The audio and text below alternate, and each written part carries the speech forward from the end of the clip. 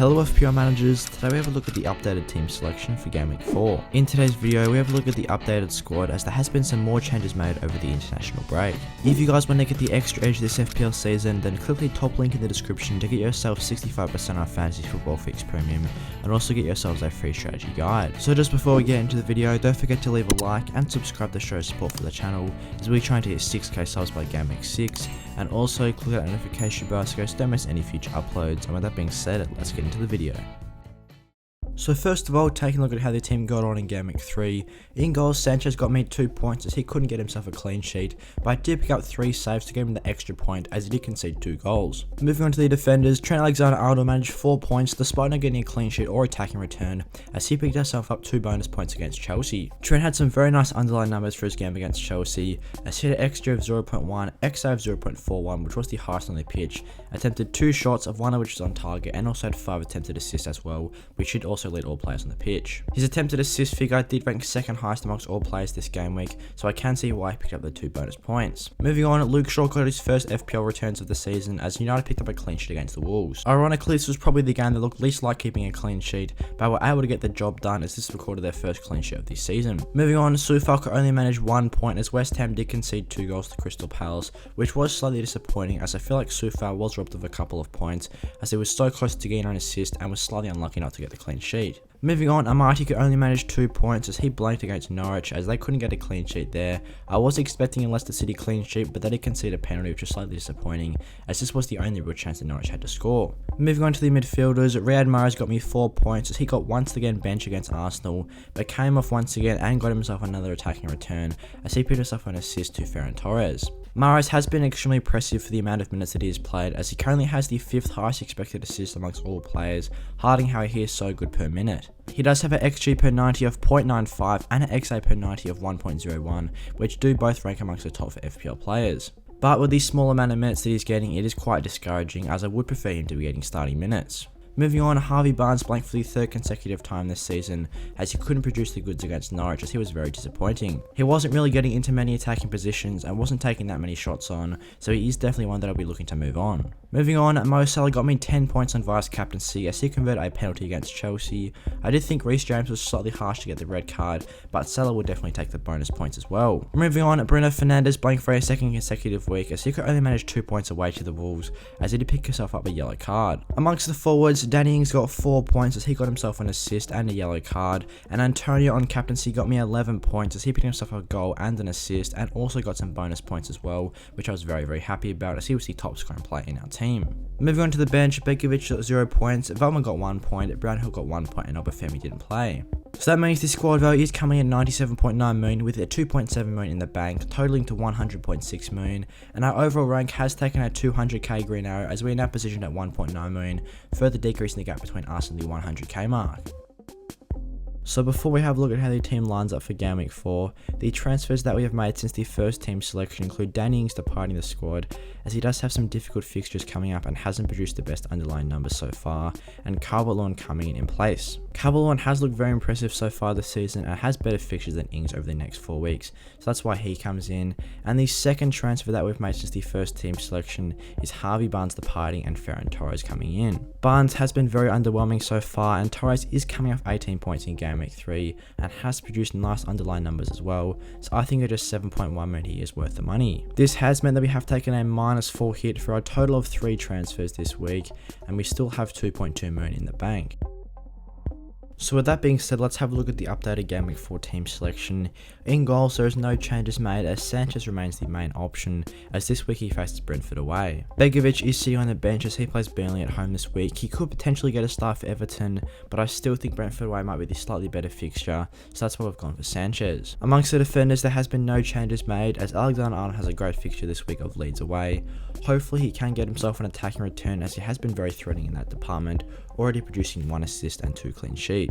Obviously Leeds are a very attacking side, so I wouldn't necessarily expect Liverpool to get a clean sheet, but I am hoping for those attacking returns from Trent. Luke Shaw has a great fixture this week of Newcastle at home, which I am hoping United to return their 2nd consecutive clean sheet, which would mean Luke Shaw can build on his 11 total points. He has got himself 2 bonus points and a clean sheet so far to total for his 11 points.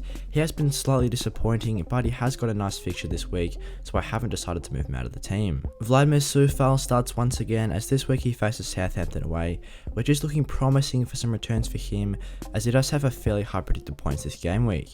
This season he has only recorded 1 assist and 0 clean sheets, but I am hoping West Ham can register their first clean sheet of the season, and maybe Sofal to get an assist.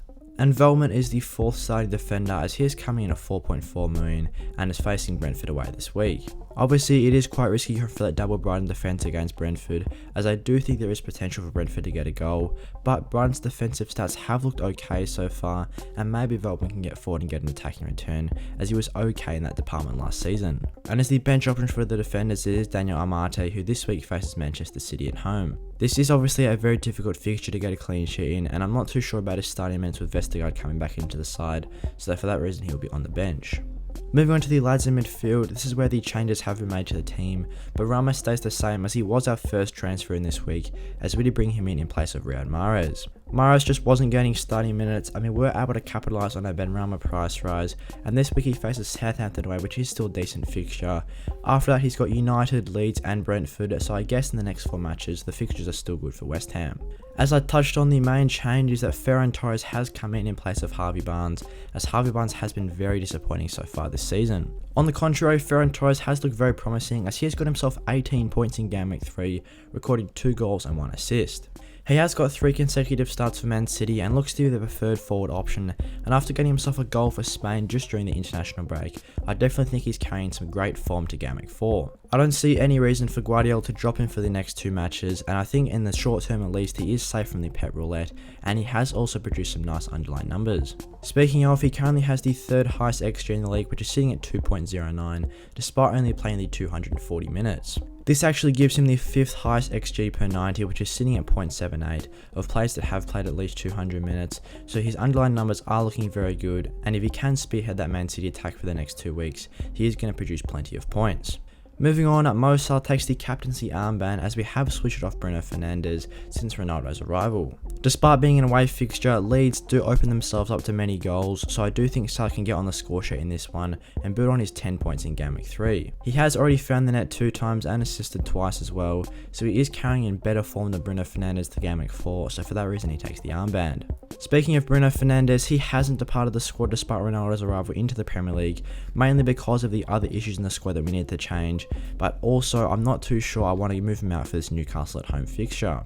Despite blanking in his 2 most recent matches, he still has produced 23 points, as he did record 20 points in Game Week 1 at home, and I do think at home he tends to play better with the crowd, despite performing better away last season. Moving on to the forwards, Calvert-Lewin is the 3rd change that has been made in total this game week, and the 2nd change is the first team selection, as he comes in place of Danny Ings. Ings did the job for the first 3 weeks, getting himself 3 consecutive returns and producing 19 points, but his underlying numbers haven't been the best. To combat this, we have brought in Dominic Calvert-Lewin, who has got some nice upcoming fixtures, and has the 2nd highest XG, only behind Mikel Antonio. This is sitting at 3.16 in just 3 matches, and he is on penalties as well, as he has scored 2 penalties this season, and he also has one of the highest XG per 90s at 1.12. So with Everton's promising upcoming fixtures and his decent form so far, I do think with Burnley at home in Game Week 4, he's going to be such a great choice. And to finish the 4-liner is Antonio, who has not gone anywhere in the squad, as he is the top scoring player in FPL with 40 points. Recently he has just bought up the 50% ownership, as now half of managers own him in the game,